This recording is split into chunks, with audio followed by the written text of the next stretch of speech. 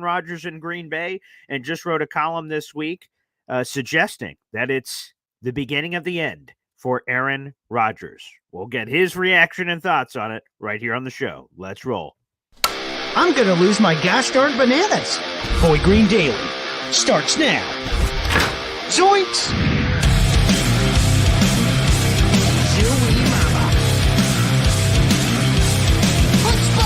I made it clear that my intention was to play, and my intention was to play for the New York Jets.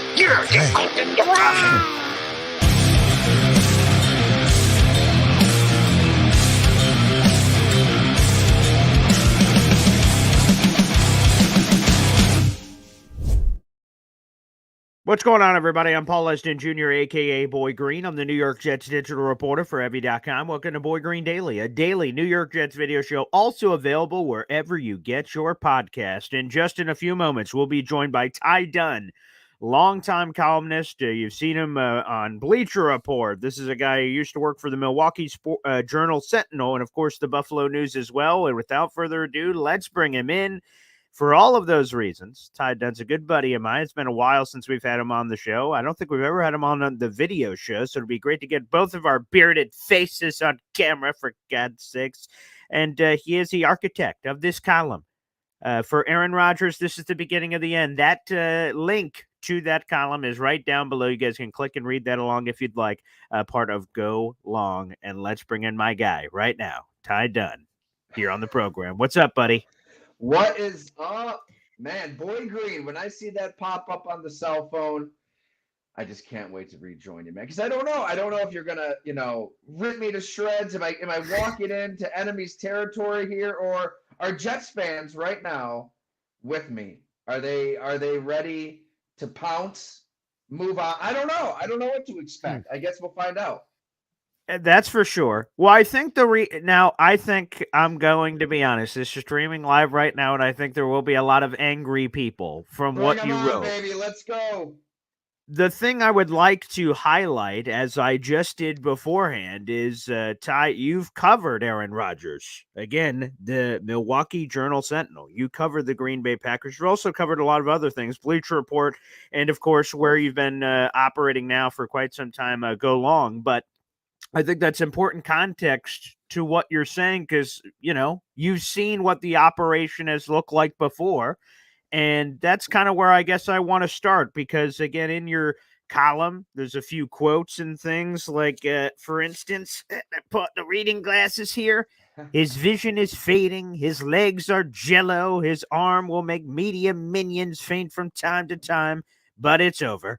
Turns out this era isn't that much different than any other for the Jets. As constructed, this is a team that'll need to win in spite of their quarterback, end quote. And I'm going to be honest, we thought those days were done, Ty, when we acquired Aaron gosh darn Rodgers. So you're a guy who's seen him before this decline that you're referencing, and now we're seeing him now. What to you is the ultimate difference, or if there are several that jump out to you, from the Aaron Rodgers you covered so many years ago to the Aaron Rodgers we're seeing now? Because for Jet fans, this is again, while we've all seen Aaron Rodgers on primetime television before, this is the only Aaron Rodgers we've ever seen, in our building before. So this is kind of our first time experiencing this, and a lot of us have been wowed by the things. But you're saying, hey, buddy, you guys are being wowed by these little things, but really it's this. Do tell. Aaron Rodgers will be a first ballot Hall of Famer. Aaron Rodgers is one of, if not the greatest pure thrower of the football that we've ever seen. And we're still going to see some of those moments, right? The way it just flicks off the wrist and he can still create some magic late in games. His brain is fine. It's not like he's seen the game that much worse than he did in his 4-time MVP prime. What I'll say, though, to answer your questions, there were so many moments sitting up there in that press box at Lambeau Field.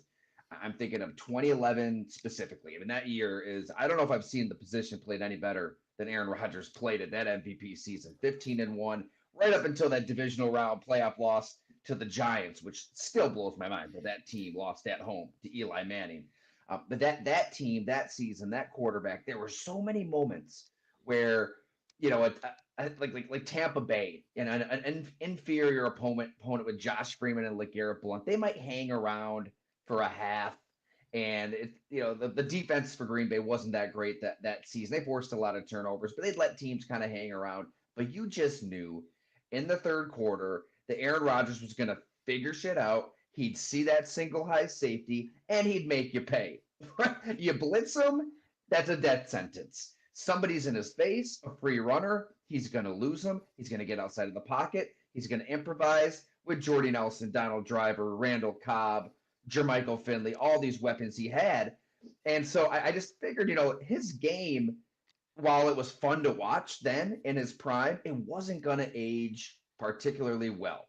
It wasn't Tom Brady in the pocket. It wasn't even Drew Brees in the pocket.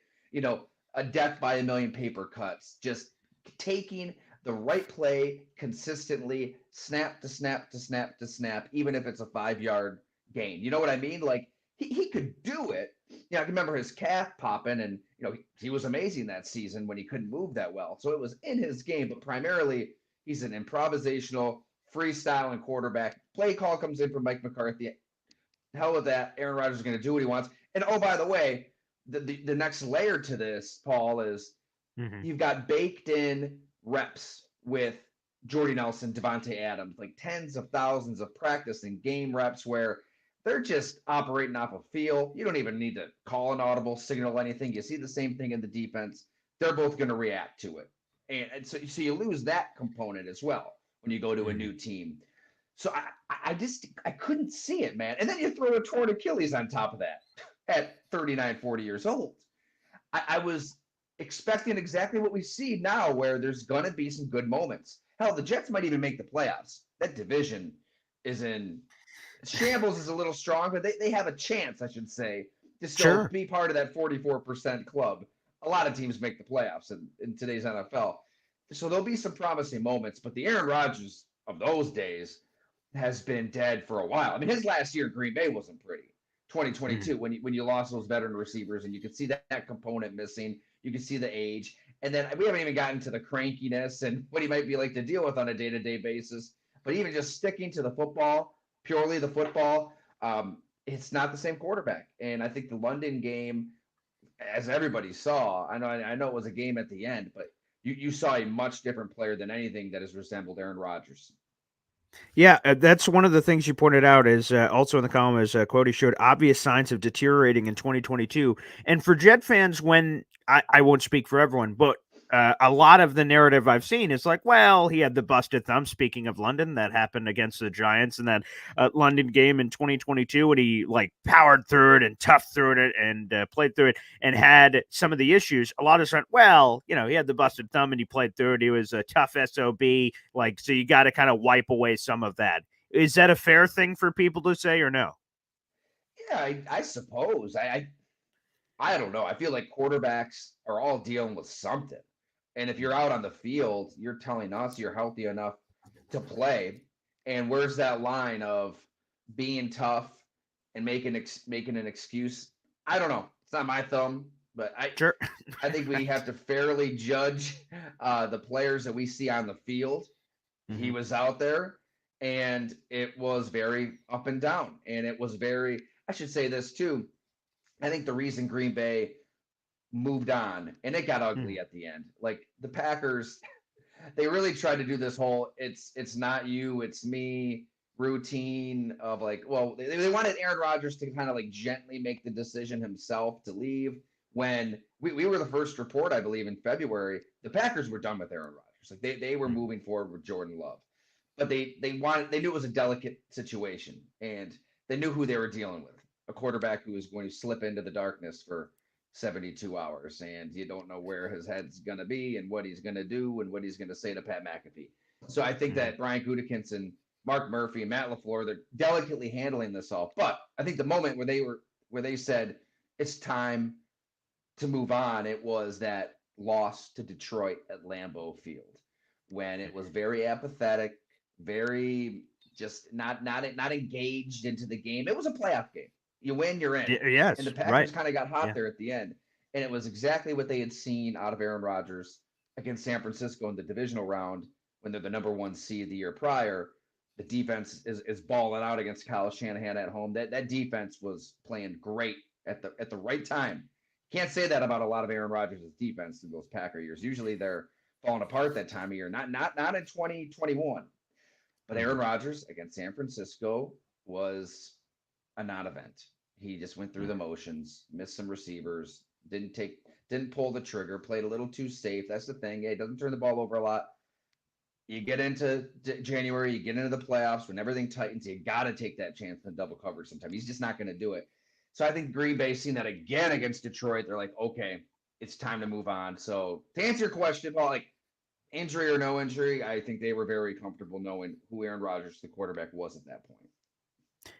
Quote, this quarterback with this team and this coordinator was always a recipe for 8 and 9, end quote. Although, to your point, we just kind of talked about it earlier, this 44% club, 7 teams make it from each side of the conference, or 16 teams on each side. Beep, boop, bop, there's the math, baby, for how that thing works. Everybody gets a trophy at a pizza party. Let's, what is this? My daughter's Boston Valley, youth soccer league. God, this NFL.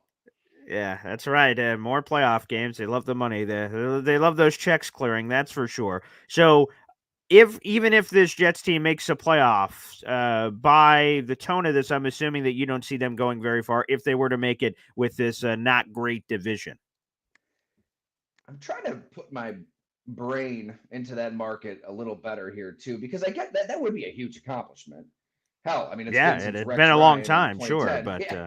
but So, right. I mean, look, if they get to the playoffs, even given the way the league's set up now, hell, hey, name a street after him. There's a lot of streets in New Jersey and New York City. Build the statues, do whatever you got to do, I suppose. But I don't know. I mean, it's still going to be tough for them to get to that point. They did just fire their coach. Teams that fire their coach in the middle of the season, outside of the Raiders with Rich Bisaccia a couple years ago, I don't think anybody's correct. Done it, right? No, he's the only one. It's going to be tough. I'll say this, not to be all gloom and doom here with Jets listeners. The defense looks great, man. Against Minnesota, a team I've been trying to watch pretty closely this year, they made the Vikings look like something I haven't seen all year. Like Sam Darnold. Now, granted, Aaron Jones went down, but Aaron Jones, Justin Jefferson, Jordan Addison, you've got those 2 big tackles, Darisaw, Bryant. I mean, this offense has been a juggernaut. And, absolutely. Don't get confused by the score. Remember, Aaron Rodgers threw the pick 6 to Andrew Van Ginkel. Like they did one hell of a job against arguably the best offense in football to that point. So that's something you can hang your hat on. And it's hard to carry over and sustain an elite defense. Look at the Browns. The Browns were number 1 last year. They've been below average this year. Not good at all. So I think that's hopeful. DJ Reed has been amazing. He's a player I love we're not DJ this talking year. about nearly enough. Sauce Gardner's, the flags are the flags. I love that he'll just keep fighting through that. So there's a formula there, but it's crazy to me that you have Aaron Rodgers and you're going to have to win in spite of Aaron Rodgers. Really? I mean, if here's a take, oh boy, let me get my oven mitts on. Get the oven mitts. You know where this is going? Oh boy, yes, I think so. If Tyrod Taylor was the starting quarterback for the New York Jets, they not only win that Vikings game, I think the Jets could be 4-1 right now. Wow. Now, I say that in a very low hush because Nate Hackett is still the offensive coordinator. Yeah. But Tyrod, in his game, hell, he's not going to turn it over. He'll get some field goals. He'll scramble around. He'll make a play here and there. I think that they're in a different state of affairs right now with a quarterback like that. Hey, I know he's old, but he's been basically the same quarterback his whole career. Last year, I live in Buffalo, came in Buffalo as the Giants quarterback, this banged up Giants team, beat the shit. And they should have won that game. Playing the Bills with Josh Allen in their house, it came down to a controversial non-DPI call in the end zone. And Tyrod had a big mistake at the end of the first half, running the ball at the 1-yard line. They didn't get any points there. So I'm just saying. Yeah. My point being, it's crazy that a 4-time MVP is what's holding the Jets back right now. I'd love to get your take on Robert Saleh. I mean, this head coach way better than me. And I get it. You're the head coach of the whole team, not just the defense. But the way the defense was playing, I don't see him as the problem with the Jets. Yeah, because that's what I was about to say. For context for people, you wrote this prior to the news of Robert Saleh being fired. This is a column that was in the books and posted, and then I saw that you posted a friendly reminder that Robert Saleh is not the problem in NJ, and that caught a lot of that got a lot of eyebrows here in Jets Twitter land, which I noticed. But on Robert Saleh, I'm going to be honest. I was live on the radio when the news, ding, hey, Adam Schefter. I went, what the? So we had a 2-hour show to talk about it here in Syracuse, where I was like, wow. That surprised me. I didn't see it coming. Woody Johnson, in his 25 years of ownership, has never fired a coach midseason. We've had some coaches over the last 25 years that that was my every time. I just had I'm losing track of all the days now, but like literally the morning of 2 hours before the news went public that Robert Saleh was fired, I have callers in the second half of the show. So after you get off the show, there'll be callers, and those callers said, "Oh, we got to fire Robert Saleh." I'm like, guys, come on, we're playing for first place in the AFC East a week from today. What are you talking about? We're not going to fire Robert Saleh. And hell, Woody Johnson's never fired a coach midseason. Why now? What suddenly would change? I don't understand. And then the news comes in. I went, holy crap, they were right. Okay, I guess he is fired. So I think obviously to what you say about the defense is great. Outside of that first year where there was a lot of rough patches, they were in the bottom 5 of the league in like every major category. That first transition year with him and Jeff Ulbrich, there was a lot of pressure to immediately move on from Ulbrich, and this defense isn't working. This is the reason why he came here. After that, it's been amazing. The following bunch of years, they've been really good. But there's been this almost like I don't know if lost the locker room is the right way to put it, but like people just weren't buying in. It's not quite Rex Ryan, but he has his Robert Saleh isms of like speeches and all gas, no break, this, that. Don't worry, we'll figure that out. We'll fix that. And then things weren't changing. Penalties, accountability, starting slow, a lack of preparedness, making these wild second half comebacks. And people go, damn, if you just like stepped into the ring in round one, we could have won this game, or this could have been a lot more interesting. And it wasn't. That created a lot of turmoil. So ultimately, while the Robert Saleh news surprised me and caught me off guard, when I continued to sleep on it, I'm like, you know what? If you think that the guy just doesn't have the pulse of the team anymore, it's better to yank the Band-Aid off now. You think if the leash was this short, you should have done it in the offseason.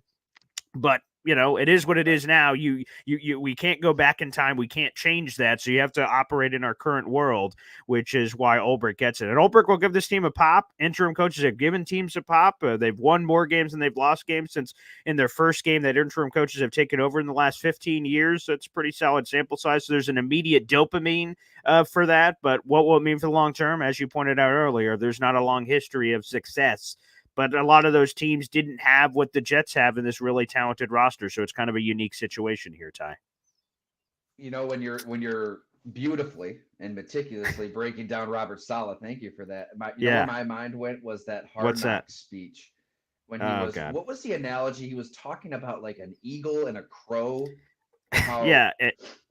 I got a point to make, but what was that again? Yeah, it is a crow and an eagle, and only certain birds can fly to the highest level of the atmosphere. And if there's like haters, is how we describe them, pecking at your neck, if you just keep ignoring them and flying up into the atmosphere, eventually, it was very graphic. The bird that is pecking on the eagle's neck, the crows, will just die and suffocate and fall back down to the earth, crashing down. Yes. That's total BS. They should have fired him right then because crows are badass, man. I'm a big Adam Carolla fan. He has turned me on. Sure. I'm very pro crow. They're the smartest bird. They're way too smart to do exactly what Robert Saleh detailed. I'm like, they're going to get to a point and they're going to know, no, all right, this isn't for me. Think about when you're driving down the road and there's a crow in the middle of the road. That thing isn't going to move until the last split second. It knows it's not going to get hit. But it's got to pick at a carcass. Let him eat his dinner. And then, okay, here's the car. I guess I'll flutter away. I mean, they are so smart. Don't get me going on crows. I better stop myself. We have to deploy crows. We need attack crows, and we should just be using them on all angry mobs and anything we can to our disposal. I don't know why we're not deploying crows for our good as human beings. But anyways, Robert Saleh was in the wrong then, and that would have been the time to move on. Yeah, I'm curious though. So I'm sure baked into some of this is like, well, one of the reasons it's not going to change is Robert Saleh, of course, was not the offensive coordinator or offensive anything. He was the head coach, and he's removed. What does that change about the offense, which has had all these lackluster moments so far this season? It seems like there's a lot of strong hinting, and maybe we're going to hear about it in a couple hours when Jeff Ulbrich, head coach, I got to get used to that, speaks in a couple of hours and gives us perhaps the news that it looks like perhaps Todd Downing will be calling plays. Now, I don't know how much better that's going to be, but at some point you go, well, it can't be worse, and you got to try to do something. Does that change things dramatically for you if they do reduce? I don't know if they fire Hackett outright, but if they reduce him to some other role, like what they say he had in Green Bay with like red zone packages and things of that nature, does that increase your optimism at all if a different man is calling the plays here with the Jets and Aaron Rodgers, and if that changes anything? I don't think so. I mean, what can really change drastically at this point? I mean, you've spent the last 7 months, Mm-hmm. even more than that. I mean, Hackett was around with Zach Wilson the year before, obviously, too, but you've spent months, years implementing a certain offense. Can you just all of a sudden become the McVay Rams, the LaFleur Packers, the Shanahan 49ers? I don't think so. I mean, maybe some play calling differences do help, but I watch a Mm-hmm. Jets game and it's very elementary. It's very simple.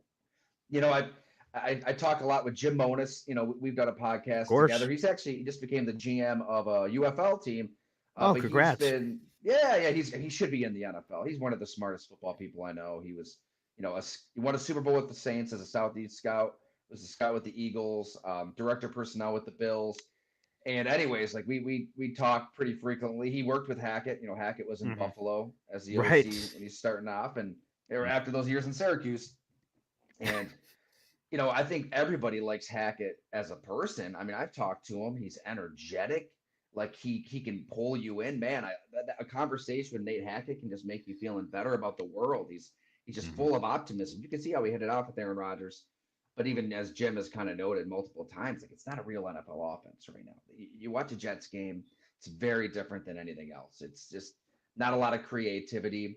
It's a lot of what Aaron Rodgers did at the end, frankly, with Green Bay, where it's stagnant and Aaron Rodgers trying to make a play, right? Like just whether back then it's with his legs, it's improvising, it's freestyle, and now it's like, how can you do that with a lot of young receivers? I don't see this thing just turning around with a Todd Wait, Downing Ty, calling what about plays. Devonte Adams, baby? Have you opened up the window? Have you heard the rumors and things flying all over the place? Devonte Adams is going to come here and booyah. That's a good way to take this conversation, right? Because that could help. Help. The last time we saw Aaron Rodgers win an MVP, it was with Devonte Adams. I'm still skeptical. I think that Father Time is undefeated, and Aaron Rodgers told Kyle Brandt himself. That was a great interview, by the way. I was expecting it Yes. to kind of be silly and not a lot of substance. There was substance. Aaron Mm-hmm. Rodgers admitted like he is in a stalemate with Father Time, and if he's admitting that, I can't see him just getting back to that place he was even at 3-4 years ago with Devonte Adams. It should help if they trade for him, and they probably will at this point. Why not just let Aaron run the whole team? But I don't know. I think that he's not Tom Brady. It's not going to be in the pocket, killing you on all those crossers and 4, 5, 6, 7 death by a million paper cuts, as we said. He just doesn't have that game that's going to age in the mid 40s. And also, Brady's a nut job as a competitor. Like Brady is maniacal, diabolical. Like Mm-hmm. he's obsessed with winning Super Bowls. And I'm not saying Aaron Rodgers is not, but Brady's on a different level. And Mm-hmm. I mentioned Tim Grover's book in that column, which everybody should read. He Of trained course. Kobe Bryant, Michael Jordan, Dwayne Wade, so many basketball legends, and he separates competitors into what coolers, closers, and cleaners. The cleaner is Jordan, Kobe, diabolical, do everything in their power to reach into your chest, grab your heart out, pull it out, throw it on the ground, stomp all over it. That's Brady. It's not necessarily Aaron Rodgers. All right, we have to get you out of here, but Jets Bills prediction. What's happening on Monday Night Football? First place in the AFC East is on the line. I know. I mean, as much as I may seem all gloom and doom, I think the Jets win this game. I mean, you usually see a bump in performance. Good players, Mm-hmm. they look around like, is my job on the line? Like the coach just got fired. The Chargers gave up nearly like 70 points to the Raiders last year. They fire Brandon Staley the next week. They almost beat the Bills. They should have beaten the Bills when the Bills were, winning 6 in a row. So I think that you'll see that post firing bump in competitiveness from the Jets, and they're at home. Yeah, if I would, gun to the head, I think the Jets win this game. Fair enough. Ty, I appreciate you taking the time. I wish we had more time. I enjoy the time we have, brother, and we'll have to do this again soon. Hey, anytime, man. Thanks so much.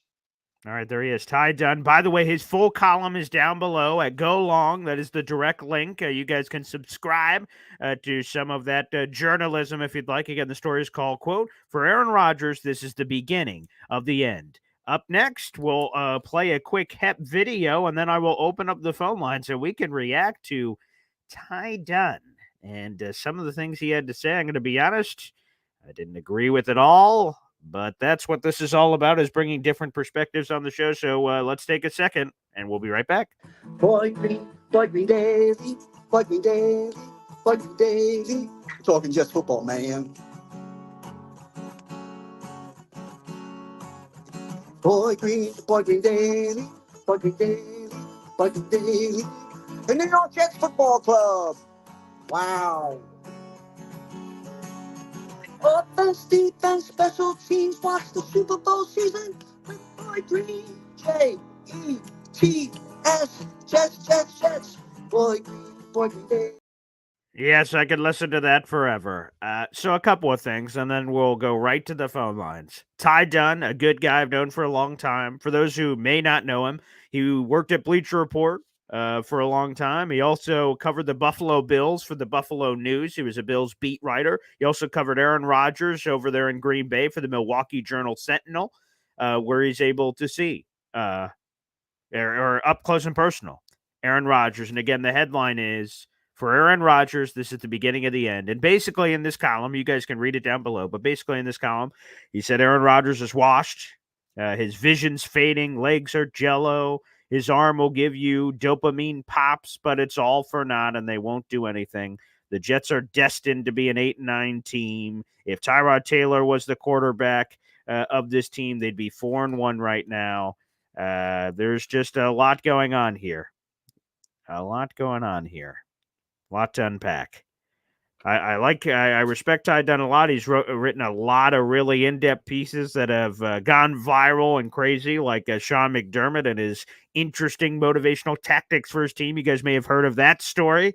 That was Ty Dunne who was able to uncover that nugget. So Ty Dunne's pretty good, but I'm going to be honest. I don't think Aaron Rodgers is washed. I think, for instance, if we're to just make one quick thing, we're highlighting this Vikings game where obviously Aaron Rodgers sucked in the game. I won't hide it. He was not great. He had 3 picks. He had 2 picks in the first quarter for the first time. Heading into that game, he only had 1 pick. I don't see this washed Aaron Rodgers. And maybe, again, I'm wearing some of the wrong glasses, apparently, because this is my first ever time seeing Aaron Rodgers like this, so up close and personal. I don't see washed. I see some of the things he pointed out with the offense not being very creative and things of that nature. I think Aaron Rodgers could still sling that football. And with this defense being amazing and all the talent on offense with Breece Hall and Garrett Wilson, I think the team was slumping a little with Robert Saleh, and he was not getting the most out of his team. I don't think Breece Hall is playing up to capabilities. That seems sort of obvious. And Garrett Wilson is really talented. I just think that they needed a change in leadership to really see if they can rally this team, because Robert Saleh could no longer rally the team. Point blank. All right, let's go to the phone lines. This should be spicy. All right, we've got Johnny Boy up on the show first. Johnny, METS, Mets. Let's go Mets, baby. What a game. For anybody that watched it last night, they probably heard me screaming all the way over here from Virginia Beach. So very nice. I was going nuts. Dude, that was a lot that guy just said, man. Very much so. A lot to unpack in regards to what he was stating. I'm on the same boat. I don't think Aaron Rodgers is washed. I think you have a guy that we're asking him to play hero ball. He's getting hit consistently. I think any kind of quarterback that you put back there is going to have a lot of bumps and bruises. I mean, this dude is getting, every single time I see him, he's getting picked up by his players as if he was some roadkill on like I-95 or whatever. I did want to ask you something. Sure. That's why I was calling. With Ulbrich now, being the coach and all that. What's the Yeah. real first, like, this is my team move that he makes? Yeah, What I do you think think he would? yeah, no, I appreciate the question, for sure. Also, I just want to address a Ty Dunne thing. He said, like, the Aaron Rodgers, it's written in his piece, but Aaron Rodgers, that is, you know, mystified media people, that like Aaron Rodgers been dead for a long time. I don't think any of us were under the impression that 2010 Aaron Rodgers was coming in here. I think there was a chance that Aaron Rodgers, with all this talent, could be really good. He won those 2 MVPs back to back, had the whatever year you want to call it with Green Bay, Achilles, and then us. Like, I thought, hey, we could tap into some of that back-to-back MVP, but I didn't think we were getting a 2010 version. So I agree with Ty that it's not the same player from 2010, but I don't know anyone who thought that he was. So very, very interesting. But no, to your question, I think we all know what it is, Johnny boy, and I'm not going to have some mystery answer here. What's happening with the offense? The offense is the problem. Well, 2 things, actually. One is offense is the problem. So what are you going to do? What are you going to do, brother? I don't know why I channeled Hulk Hogan there for some reason, but is Nathaniel Hackett going to be the play caller? Is it going to be Todd Downing? What is Hackett's role? Because it sounds like if you were going to fire him, you probably would have fired him like a couple of days ago. So the fact that he still is employed, at least at this moment in time, unless it gets awkward, like he flips it to Todd Downing and Hackett starts throwing a fit, he's like, get out of the building, unless that happens. So I think the first one is offense, obviously, because I think what Jet fans will look for is energy immediately. So this Bills game we keep talking about, energy immediately. Are they prepared? Do they come out firing? Do they have a great script? Does the defense coming out and we get up to a 7-0 lead? We're like, okay, we haven't seen this in a while. Great. Okay. Check that one off the Jeff Ulbrich bucket list. Okay. So immediate offensive differences and whatever it is. Do we find out that news today when Ulbrich speaks in a couple of hours that Todd Downing is now the play caller? That is TBD. And then the other one, and I think this is critically important and it has been overlooked from what I've seen in commentary from Jet fans. Is Jeff Ulbrich still calling the defense? If not, is that Aaron Whitecotton? Who is that? Because the defense has been awesome. We don't want I want Jeff Ulbrich to get this head coaching opportunity. I don't want the defense to collapse because of it. And if he does, then Jeff Ulbrich will never get that future head coaching job beyond this season. So how they handle the defense is a very delicate conversation because you want the defense to still be good, but Jeff Ulbrich's supposed to be the head coach of the team. It's not supposed to be like head coach Jeff Ulbrich of the defense and then like Nathaniel Hackett, for the love of God, head coach you can't have that. So I think that's a balance. It's those 2 things. Offense is probably number 1 on that list, and number 2 would be what Jeff Ulbrich does. I would prefer him, as people are saying in the chat, I prefer him to keep calling the plays on defense if he can handle the game day operations. I've never been a head coach, so it's hard for me to say, oh yeah, just balance it, buddy, bearded pal. But we'll see. Hey, Boy Green, I think for myself, I have it reversed. In regards of what you're saying, I think it's defense for me. I think one of the bigger moves for myself is, so Mosley's supposed to come back, right? Mosley is a solid dude, right?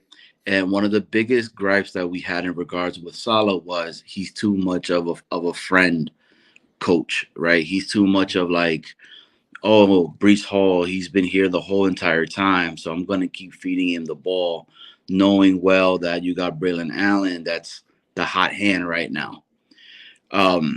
Is this something where Ulbrich is like, no, I like what Sherwood and I like what Quincy is doing right now, and Mosley, we're going to use you in the rotation piece of it to keep stuff there? I mean, I think for me, that's a giant move. Because Mosley came out, right, and kind of was like saying like, hey, Quincy's talking about himself on the accountability part of it, that he's not talking about anybody else and all that. And I looked at that and I was like, oh man, he's a solid dude. Like he's trying to defend Saleh in regards to this, because a lot of these guys came over because of Saleh.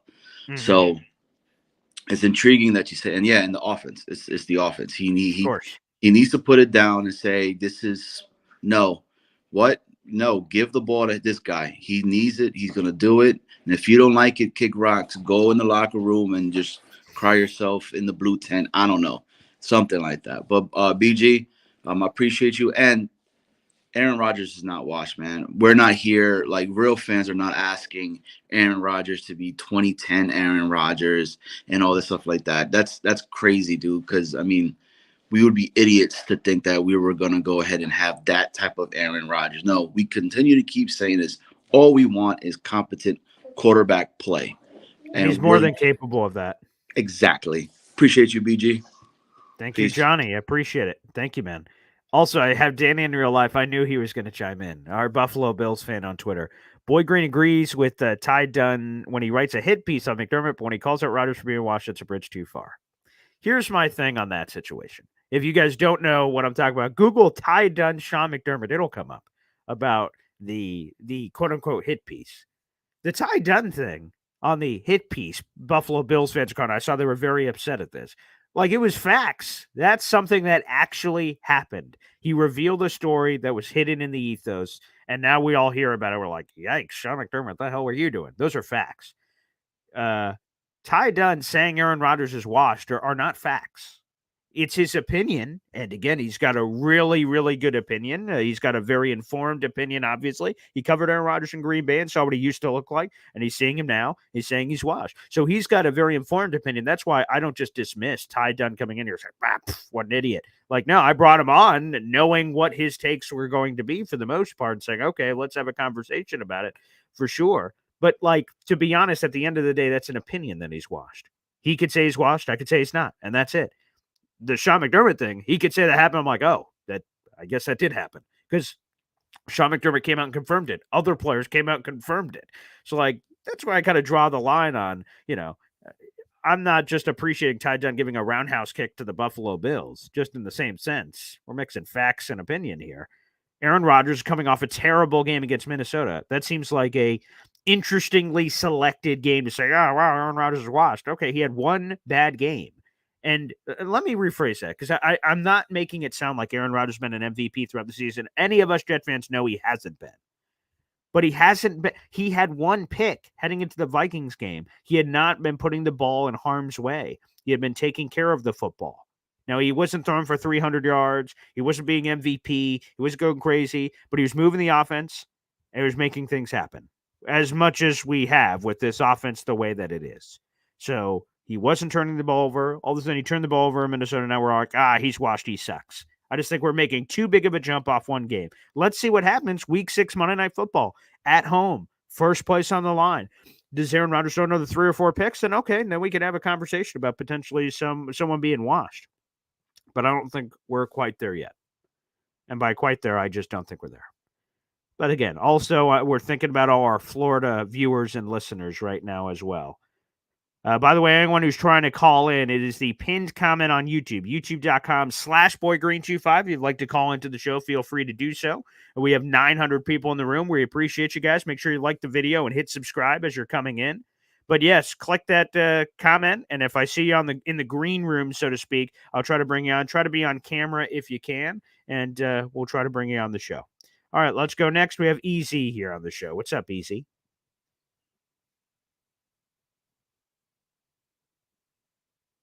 Your headset's on mute, Easy. Or we're in a dead zone, maybe. Nope, nothing. All right, we'll come back to you, Easy. Not sure what's happening there. All right, let's go to B-Mac. And B-Mac, before you even start, this is a guest that you requested. You said back in the summer, you said, Paul, can you get Ty Dunne on the show? That'd be great. And I said, actually, B-Mac, I know Ty Dunne. I could get him on the show. Sure, no problem. And let's wait for the right opportunity. And booyah, he writes his piece that's down below, again, titled For Aaron Rodgers, This is the Beginning of the End, and explaining why he believes in his mind that Aaron Rodgers is washed and went through a lot of reasons why. So, B-Mac, you got your guest delivered. Don't say it never did nothing for you. And here we are. B-Mac, how are you, pal? Well, now I wish I never brought him up to you and then put him on because, that's my fault. But no, actually, I know what I think I did the right thing. So to expose him, the fraud that he has. So maybe I did do the right thing by doing it. Okay. But yeah, look, I've been following Ty Dunne. I've been watching his podcast a lot, go long. So, and he plus following the Packers, I've been, him too. this guy has a agenda against Rodgers, and I Oh. wish you would have asked him that. Do you have a personal agenda against him? Because he does. He's been doing it for years. When Rodgers was great, he's been having an agenda, and it started when he wrote that article, the Bleacher Report article in 2018, when all the details came out about Rodgers' relationship with him and Mike McCarthy, and Rodgers went and called him out on it, and then ever since then, Dunne had a grudge. And hell, I mean, when Rodgers, when Rodgers was winning back-to-back MVPs and being great, he was still pushing the agenda, saying that the Packers need to move on. He's holding them back. He's, you know what I mean, and all that stuff, and he's been taking a shot at Rodgers' name ever since. So, like I said before, I don't think this is football related. I think this is a personal agenda related, and I think maybe him and Rodgers need to sit down and have a heart-to-heart talk. I mean, Rodgers probably would never talk to him. I was just about to say, I don't think Rodgers down. is going to be interested in that. And just, I want to make sure I clarify here.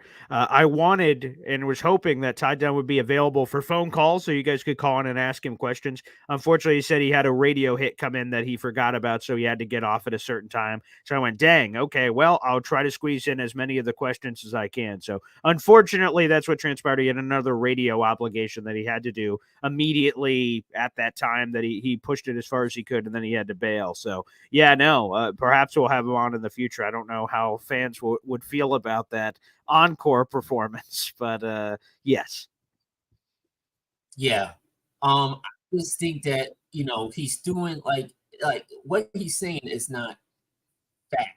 Like, it's not. Like, it's all opinions and assumptions. Like, what he's saying is what the national media is saying, is what trolls are saying. Is like I just think this is too overreactionary and too premature to call the man washed. Like, did he say that after the Patriots game when Rodgers called the Patriots up, and when Rodgers is moving out of the pocket, running for first downs, doing like his old self? You know what I mean? Like did he say that then? And now all of a sudden, he had one bad game. He's washed, he's old, bring up the pitchforks, he's, this and that. I just think it's just way too premature. He had a bad game. And look, I'm not defending Rodgers. I mean, I'm much times to say it. I'm not defending him. I'm not carrying his water. He had a bad game. He needs to play better going forward, And Rodgers said the same thing too yesterday on the Pat McAfee show. He said, he needs to hold himself accountable, and he said he needs to play better, and he said he will, and I believe he will, because Rodgers doesn't have terrible games like that in a row, like weeks ago, like he just doesn't. You know what I mean? Like if he in his whole 20-year career, he always had bounce back games and kept it up for later on in the season. So. Look, when you ask a guy to throw the ball 54 times, and when that guy at his age is taking a beating the way he did, like Johnny said, put any quarterback, put Patrick Mahomes back there, put any quarterback back there. They're gonna struggle. You know what I mean? The Jets need to get back to running the football. All right, run the like this Hackett offense is like a run offense. Like when Rodgers was winning those back-to-back MVPs, we ran the football. We ran the ball. Rodgers worked off of play action. And it wasn't Rodgers, throwing, dropping back and throwing 54 times and, being a gunslinger. No, like those 2 years when he won the MVP, the Packers had a very efficient offense. If Rodgers used his brain, his mind, and work off the play action, it's kind of like the Niners offense. I think the Jets need to get back to winning football. When they beat the Patriots, and the Tennessee Titans, they had over 100 yards rushing. Since then, they had less than 100 yards, less yards per carry. They got to get back to winning that ball. Take the pressure off your 40-year-old quarterback. All right. Do what John get back to what the Broncos did when they won their back-to-back Super Bowls. Terrell Davis ran the ball, take the pressure off of John Elway, Mm-hmm. and John Elway had to be special in certain moments. The Jets got to get back to that because when you ask him to throw, to throw the ball 54 times, you ask him for trouble, and that's what we saw on Sunday. And he want to bring up the Tyrod Taylor. Oh, is Tyrod Taylor going to make Alan Lazard catch those 4 passes? Definitely not. Tyrod Taylor is gonna make the offensive line run block better. Mm-hmm. Like is Tyrod Taylor gonna do that? So what's your response to what I'm saying? Yeah. Again, for those who missed that quote, for people just joining us, we have 1,000 people in the room right now. We were just joined by Ty Dunne, formerly of Bleacher Report, the Milwaukee Journal Sentinel, Buffalo News. He wrote a piece. It's in our YouTube description down below, where basically he says Aaron Rodgers is washed. It's beginning of the end. And one of his sexy quotes in the story that he also said on the show was, if Tyrod Taylor was the starting quarterback for the Jets, they would be 4-1 right now. The Jets are 2-3. The 2 games, of course, he's highlighting are the Denver Broncos, where he lost 10-9, lost on a game-winning field goal, and also obviously the Vikings game, which we also lost by a single score. That was 23-17. I push back on that. I get in theory what people are saying because, I heard other people kind of mention that when Aaron Rodgers got initially hurt, he was screaming in pain. He was going to the sideline. It was supposed to be 4th down. The Jets are going to punt it away, and thus Tyrod Taylor is going to get ready to start warming up on the sideline because he would have been in the game. Aaron Rodgers sees as a roughing the punter, goes, F this, I'm going back in the game. We never see Tyrod, end of the story. I heard some Jet fans saying, well, man, maybe we would have been better off if Tyrod was in the game to put us in there. Tyrod, I think, is a really good backup quarterback, and I'm fine with Tyrod Taylor as our backup quarterback. Again, my fear in the offseason was a little bit on the injuries before we signed him. We signed him. I'm like, okay, let's roll, baby, and let's just see if he could just stay healthy. So I like Tyrod a lot. This is not meant to be a Tyrod Taylor bashing session, but he's not Aaron Rodgers. I get Aaron Rodgers is not 2010 Aaron Rodgers. He's not that version of himself anymore. But even the 2024 version is much better than Tyrod Taylor. And I think that's the thing that we have to just kind of accept.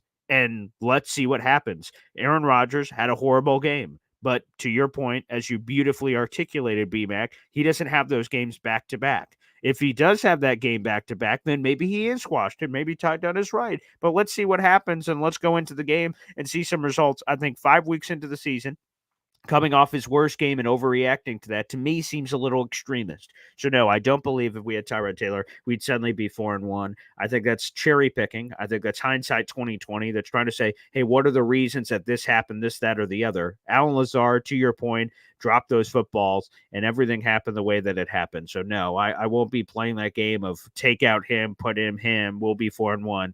I don't believe that. And look, and like I said before, and I hate to keep bringing up Tom Brady, but I just have to because it's funny. When Rodgers somehow does something wrong, they say, oh, they want to bring in Tom Brady. Well, Tom Brady never does this. But when people praise Rodgers, people's like, oh, well, he's not Tom Brady. Stop comparing him to Tom Brady. So which one is it? You know what I mean? Like, are you comparing him to Tom Brady, or don't want to compare him to Tom Brady? You know what I mean? But like I said, I think there was one game against when Tom Brady was in Tampa and they faced the Saints, and they lost at home. It was a regular season game. It was an ugly game. The Bucs lost 0-6. I think Tom Brady had 214 passing yards, 0 touchdowns, and 1 interception. Tom Brady scored. Tom Brady scored a goose egg. You know what I mean? Tom Brady didn't got them a touchdown, and they lost to the Saints with Taysom Hill at quarterback, right? Another one of Tom Brady's stinkers against this, the year they won the Super Bowl, that year, they faced the Saints. Stinkers happen. Home, yeah, right. He had the worst game of his career, 0 touchdowns, 3 interceptions. Tom Brady and the Bucs were 7-5 in their Super Bowl season. So, Yeah.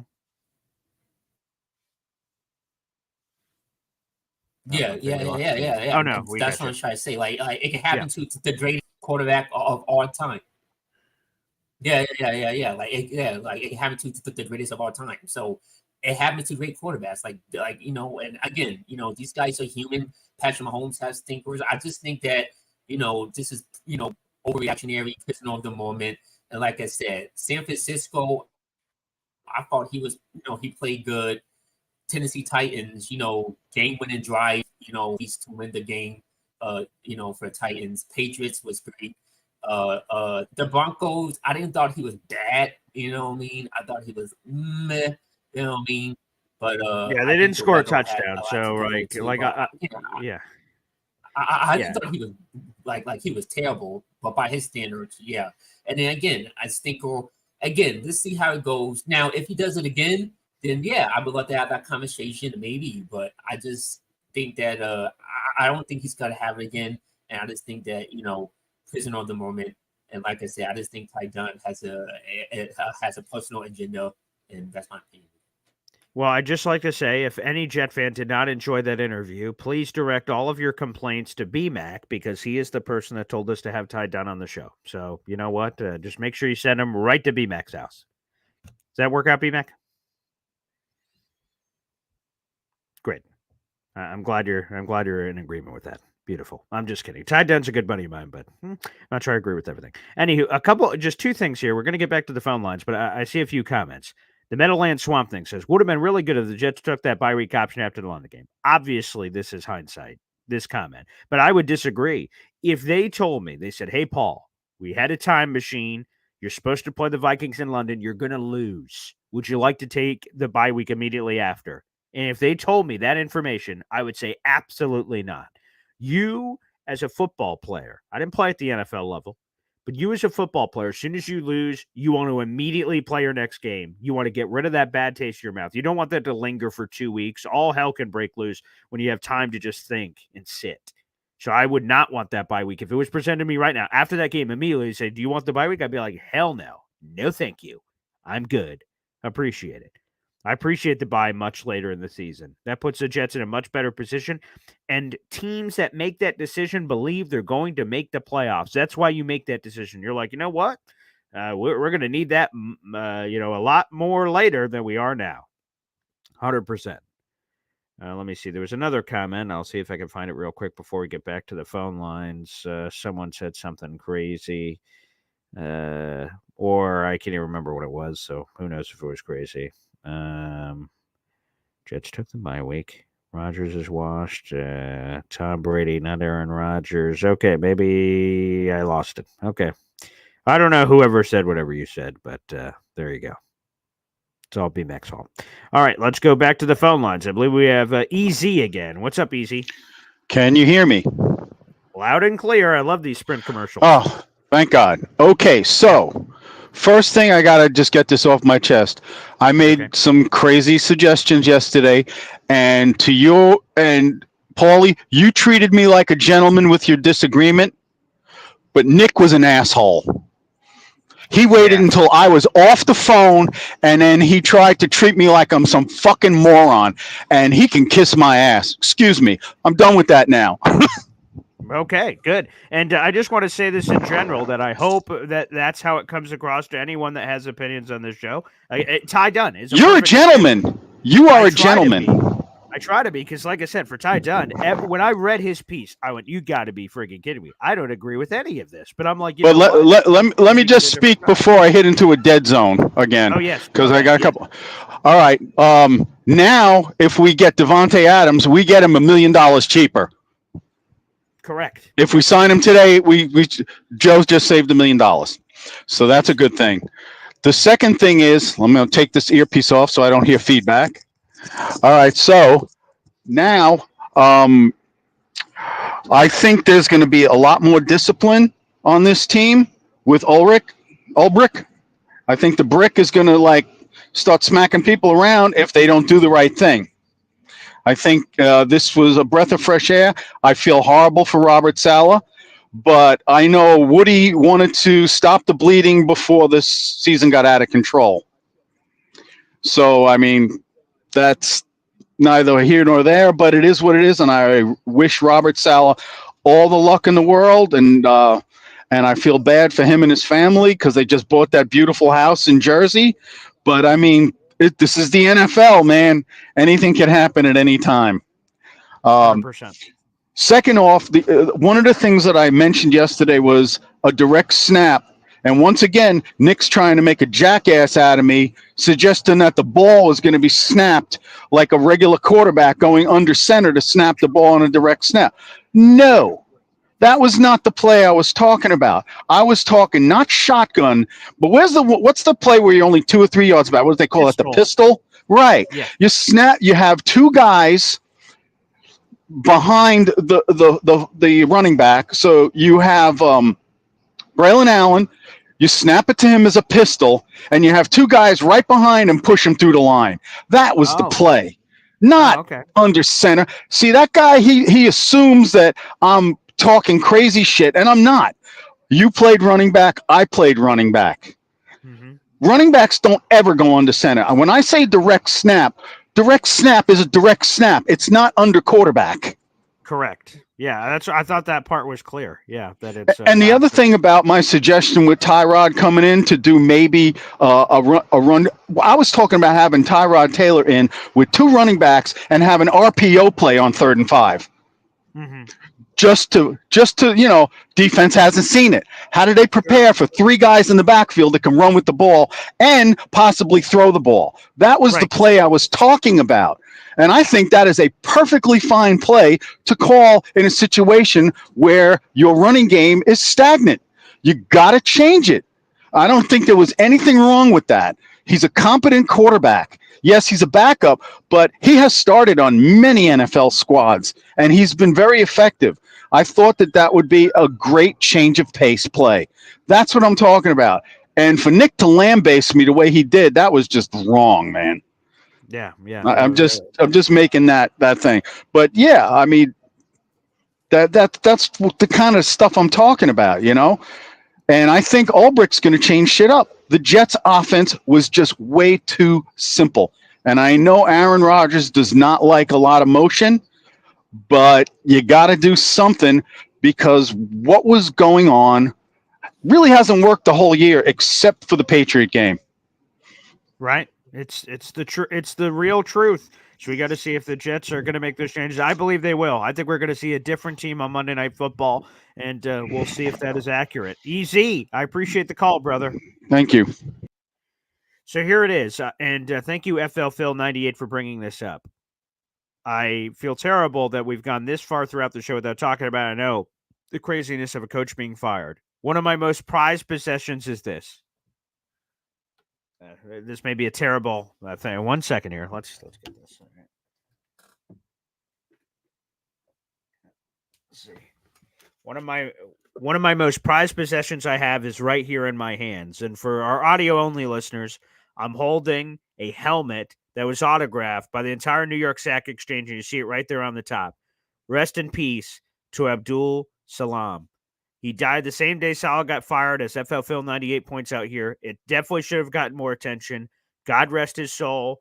One of the greatest factions in NFL history, the Sack Exchange. You got, obviously, Mark Gastineau on here. You have Joe Klecko, beautiful signature, and also, of course, Marty Lyons. This is one of the greatest factions. We talk about this still at bars. Guys, do you remember the New York Sack Exchange? We talk about this all the time. God rest his soul. Sending all the love to Salam's family. Terrible. He apparently had been battling some health issues and had been for some time. God rest his soul. He deserves all the love in the world. It shouldn't have taken this long to talk about this guy, but this is one of my most prized possessions. And here's the story real quick. We'll get back to the phone lines. I have a radio caller that's a fan of mine that's now in one of my fantasy leagues. And he said, "Hey, Paul, have you heard of the auction?" And I'm like, "What auction? What are you talking about?" He said, "Hey, there's this auction somewhere around here where you can put in a $20 ticket, and they're taking 13 tickets. And again, you can buy as many as you want, I suppose, but they're $20 a pop. And then once all the spots are filled, the owner of this, it was like a trading card / memorabilia and all that store, he will pull a name out of the hat, and whoever gets it wins this in my hands." And I went "Really?" I'm like, I don't normally participate in those kind of things, but sure, I'll give it a whirl. And because of him, I put a random $20 thing in. And my parents will tell you, Hop on Pop will be this weekend. he believes that I have a 4-leaf clover shoved up my ass, and that for lottery tickets and anything, he's like, you son of a gun. Like, I just win things all the time. Lottery tickets, I'll scratch off, go, wow, I won $20, and he hates me for it. He thinks I'm like a piece of trash for it. And my dad absolutely hates it. So does my mom. I don't know if my mom hates it. She just like points it out all the time. So I won this for $20 and whatever the shipping was, I guess. And it's one of my most prized possessions I have. It's so cool. Again, I wasn't alive to really fully appreciate the New York Sack Exchange. I get to see it. Thankfully, I have all these tapes and DVDs and films and stuff like that here at the house that I've been able to rewatch this dominant force, this dominant faction, this dominant unit. I wish I would have been alive in my heyday to fully appreciate all of this together. But again, one of my most prized possessions I have, and I try to make sure it's in every video that you guys can see it. Again, God rest the soul of Abdul Salam. I'm going to put this back here in just a second here. Let me play a quick Hep song. I'll be right back, and we'll get back to your phone calls. I think we're about to have another legendary call here. I wasn't even aware that this caller I'm about to bring on had talents that expanded to this level. Hep joins us on the show with the guitar. Hep? Hey, fellas. Okay. Boy Green Daily, we're talking Jets. We are the best. Forget the rest. We're up to date. We're going there. Super Bowl's coming, so all beware. Yeah. Wow. Good go. Damn right it is, baby. All right, let's go back to the phone lines here. Let's see. We've got Julio Kelly here on the show. What's up, pal? What's up, Boy Green? Hey, it's great to have you on the show. Yeah, I'm glad to be back. Yes, damn straight, man. Yeah, what's on your mind? Man, I just wanted to say the record that Robert Saleh had on our division, and I liked Robert Saleh. It just didn't work out. Yeah. But let me tell you, against the Patriots, he was 1-5. Yeah. Against That's a Buffalo, big. he was 2-4. Yeah, right. He had won the 2 straight at home against Buffalo, so tip of the cap there. But you're right. The And with Patriots the is our Dolphins, he was 1-5 too. Yeah, not good enough. Not good enough. Not Point good blank. I'll tell Definitely you, man. I love Robert Saleh. I was shocked that he got fired. One thing. Yeah. I wasn't expecting that. Definitely not. And I just saw, when I saw that game Sunday morning, I saw lifeless in him. Like, he wasn't doing nothing. He was just standing there, just wasn't changing nothing. Especially when you see Hall not doing what he usually do. It should have been Allen going in there. Yeah. He looked deplugged. He looked disengaged. Yeah. I don't know why, but he looked lifeless, and I think the Jets had to make this decision the more you look at it and why it was the right choice, I suppose. Yeah, and you got to remember, he wasn't hired by Woody. It was Christopher Johnson that hired him.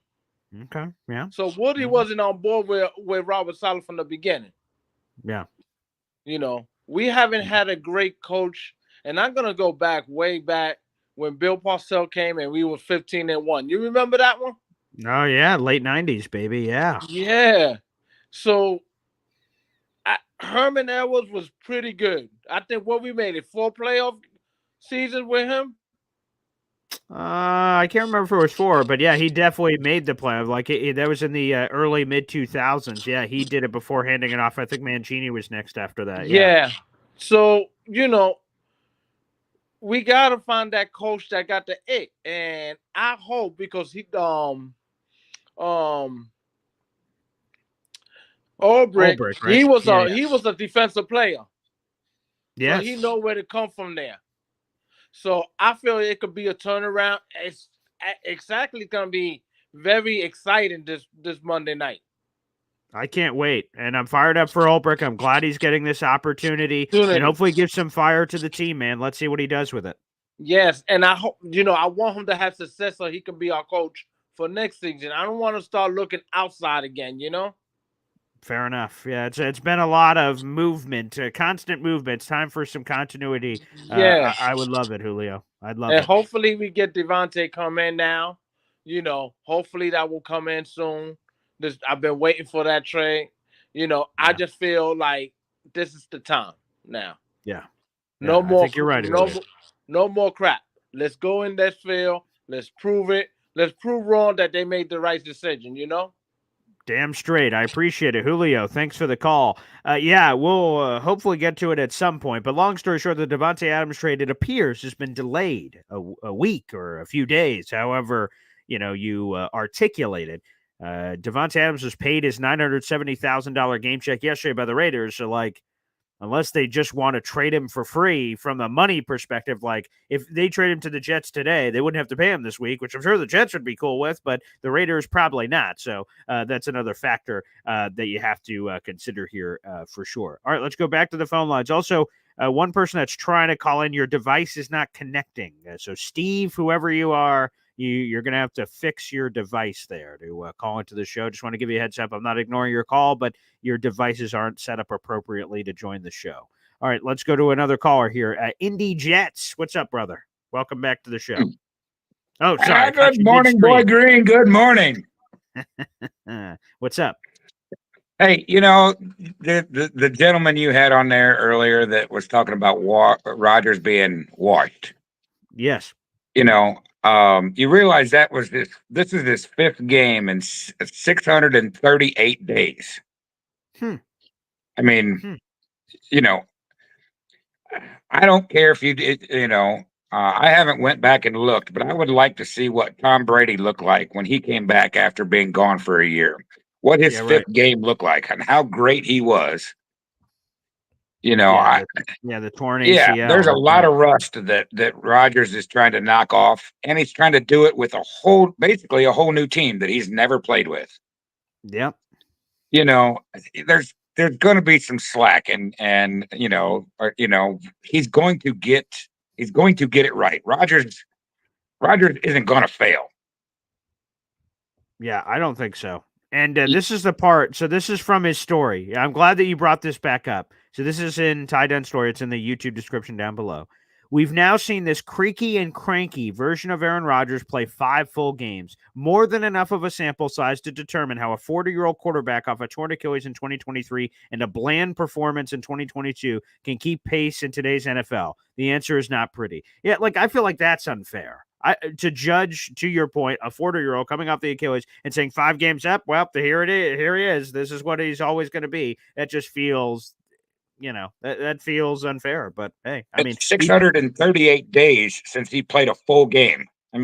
So you can't sit there and judge 5 games, and say, yeah, he's coming off of an injury. He hasn't played, and he's playing on it. He's not coming back to a team that he's familiar with.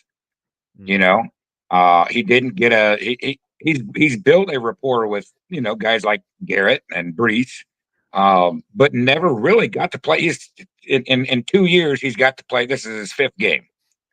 It's not like he's going back to the Packers with Aaron Jones and Devontae where they just know.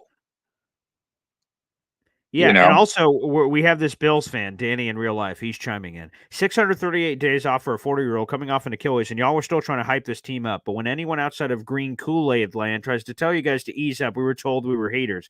I just think that what we're saying here is that it's obviously the offense is off to a slow start. But, what's happening in Week 6, the Monday Night Football game against Danny's Buffalo Bills? What's happening in that game? What's happening Week 8? What's happening Week 9? What's happening in Week 10? Let's give this thing some time to marinate here, and then let's judge it. So, no, I'm hyping up the team because I really still think this team can accomplish all of their goals, and I'm very excited about this team. Hey, Paul, and when you're talking to a Bills fan, Josh Allen came into the league in 2018, correct? Yes, yep. Mm-hmm. How many MVPs has Rodgers won while Josh Allen has been in the league? That would be 2. How many has Josh won? Well, you got to carry the 1, obviously. That's the first step of the math. Wait, that's still 0. Yeah, we always multiply by 0. Right. Yeah, so I hear Buffalo Bills fans talk trash about Aaron Rodgers, and I'm like, what do they have to talk about? I mean, you're talking about a guy that's won 2 MVPs in the same time frame that Josh Allen has been in the league. Yeah. So I don't really put a whole lot of weight onto that. I'm really not really worried about that. All right, fair enough. Thanks, I Paul. love it. Keep up the great work. Thank you, Indy. And it's a great point about the amount of days. We're like judging this guy like off of this. And by the way, BG, this is my Boy Green Burner account, apparently, that I can also operate while live on this show. 64.6% completion percentage, 3,600 yards, 26 touchdowns, 12 interceptions, 91.1 QBR is Bland now. Yeah, that's also, again, I don't know if it's Ty was around Green Bay Packers land too much. So, like, this is Bland to them. But to us, whoa. This is a terrific season for a Jets quarterback. That doesn't sound too shabby to me. So when people were overreacting to the 2022 with the broken thumb and he put up these numbers, I'm like, man, maybe I'm seeing something different. I don't know, man. Those don't sound god awful to me. A more than 2-to-1 touchdown interception ratio. If the Packers had a defense like the Jets, maybe they win the Super Bowl with those numbers. Come on now. What are we talking about?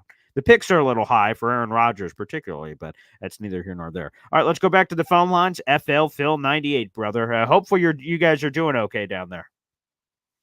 Yeah, we were on the southern edge of the cone, so we were fine. Some heavy rain and stuff and wind, but nothing serious.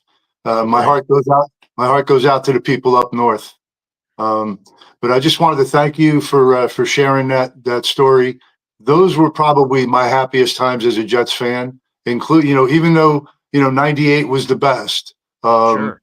Those like 3 or 4 years of the sack exchange, watching that defense was just a ball. And I had a bunch of buddies. We used to watch the games together all the time. It was one of the best times I ever had. So, I appreciate you sharing that. I also just wanted to tell you, listen, I agree 100% on your take about Ulbrich. What kind of cracks me up a little bit here is for 2 weeks, everybody and their brother was calling for this guy's head. And while it was a surprise, the way it went down was a surprise. I don't really think anybody should have been shocked. And I mean, I heard guys like Greeny the day before it happened. The whole panel was killing him. And then, at the end of the segment, Greeny said, I couldn't say it any better than you guys, and finished by saying, Robert Saleh is a great guy, blah, blah, blah, but he's not a very good coach. And now the next day, everybody's like, why would they do this now? Like, it doesn't make any sense to me. No, but that to me is incredibly frustrating. I heard it 2 weeks ago. It was after the Broncos game, and Greeny comes on. Damian Woody is the one that gets all the credit for this crazy rant he had, and it was interesting, and it was fun, and all that. And at the end of Damian Woody's rant, Greeny goes, and let's just be honest, he repeated some of the same things you just said. He said, if it was up to me, I'd fire his ass. And I'm like, what? I noted it, but we had other stories to get to, so I never got to do it for a show. But I wrote it down in my notebook. I went, wow, interesting. After the Broncos game, willing to fire him. Okay, that's interesting. And then yesterday, I'm seeing some of the discourse you're talking about, and Greeny's reacting to the firing, and he's like, wow, that's unfair. And I'm like, what? You just said 2 weeks ago that it would be that if you were running the ship, you would have thrown his ass out the door. Now they actually do it. And you're like, wow, that's a little unfair. What do you mean, man? So a little consistency would be a little bit nice. But to your point, everyone's been ripping the Jets. Jets gonna jet, doing dumb things in the middle of their season. But then on the other side of their breath, when Robert Saleh was the coach, like, one of the worst coaches in the league. Jets are just a human punching bag. So people are going to roundhouse kick them regardless of what we do, it seems like sometimes. Yeah, and like Ricky always says, it seems like the media just always wants to dump on the Jets no matter what. But, I do think this was actually, in retrospect, while it was a shock, I do think it's the right time because we need the next two. Maybe this guy can kickstart things a little. I agree that, what's going to change with the offense? I don't know, but could it be worse? Probably not. And I have to take Nick to task a little bit when he said that, Hackett might have been fired if it happened on Monday, but now he doesn't have enough time. And he made comments to that effect. I was like, we're playing on Monday, so we have the extra day. Tuesday is pretty much a dead day for everybody anyway. So if they were going to fire Hackett, it would have happened. Correct. I agree. Yes. Yeah. And we all know why he's still there. Let's face it. It's just that simple. He's a brilliant offensive mind. Yes, exactly. That's it. No, I thought it had something to do with Aaron Rodgers, but you're right. That's what it is. Anyway, listen, I appreciate you and what you do every day for us. And I hope this is turning the page. And I want to give a shout out to Hep and Terrence, especially Terrence. We're going to, what is it, Terrence? Manifest positivity, baby. Let's go, Jets. There he is, FL Phil 98. And that's just what I'll say. Again, I agree with a lot of what FL Phil 98 said. For me, the Robert Saleh news completely caught me off guard when I was live on the radio, and I'm the one who broke it not broke it like I had sources. I just mean broke it to my radio partner, and then we talked about it for the following 2 hours. And Robert Saleh was fired. It caught me off guard. It caught me with my pants down. I was just stunned because I never thought Woody Johnson would actually do it because he had never fired a coach midseason. And then they do it, and then I just sit on it. After I get off the radio and I'm not being forced to talk over and over and over again, I just kind of sit there and think about it. I'm like, you know what? If Woody believed this ship was going down, and sure, in a perfect world, the Jets should have fired Robert Saleh at the end of last season and ripped the Band-Aid off, and thus we'd have a different coach and a different everything right now. But we didn't, and we can't go back in time. And we're 5 games into the season. What? Are we just going to put dynamite on the season, say, well, Saleh isn't the guy, but, well, we already did it. So, this wouldn't be the ideal time. It's never the ideal time to fire someone, if we're being honest. It is what it is. So, for the Jets, they made the decision. The team was no longer believing in Saleh. The locker room was lost. Again, that's a very bold thing to say, but it seems like it with some of the commentary. Or he wasn't ringing the bell for the locker room, which is basically the same thing. But however you want to interpret it, it wasn't ringing. The Jets needed change. Insanity, as Woody Johnson used that quote, is doing the same thing over and over again, expecting different results. That's a perfect way to say it. ASOXO. Robert Saleh had gone stale. And it had gone stale for the team. So Woody Johnson got a sense of that and said, I gotta change the vibes. And I can guarantee this, Jeff Ulbrich is going to change the vibes of this team. Is it going to result in the Jets going, well, what are they right now, 14-3? Probably not. But what it's going to do is have an immediate change and an impact, and maybe a spark happens, and all of a sudden the Jets can go on a run. They have an opportunity. I've seen in a couple of the comments that the Buffalo Bills are a wounded animal. They absolutely are a wounded animal. Josh Allen had his bell friggin' rung against the Houston Texans. That's the first time his bell was rung this season. James Cook is dealing with like a toe issue, something of that nature. So he looks compromised in some way. So this Bills team's banged up. The Jets are banged up in a lot of their own different ways. Let's roll it out.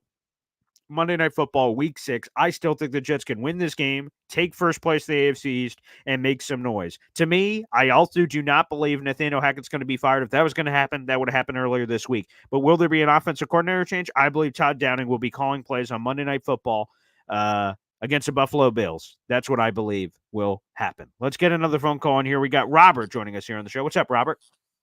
Hi, Paul. Paul, I enjoy most of your guests. Is it, but not today. Yes. Is it the guy writes hit pieces to get clicks? Is it, Rodgers has one bad game?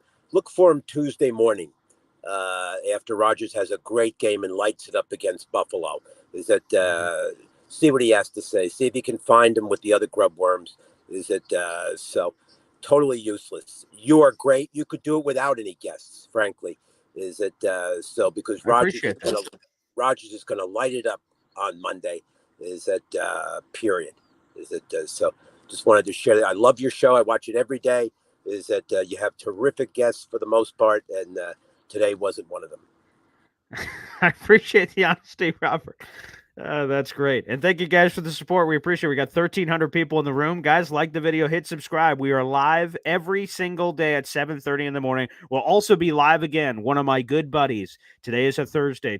Time is flying by crazy this week. At 3 o'clock is the Buffalo Bills sideline reporter, Sal Capaccio. He's my guy. I've been on his radio station over there in Buffalo, WGR 550. He's been on my radio station in Syracuse. He'll be joining us live at 3 o'clock right here with James Woody. Make sure you guys check it out.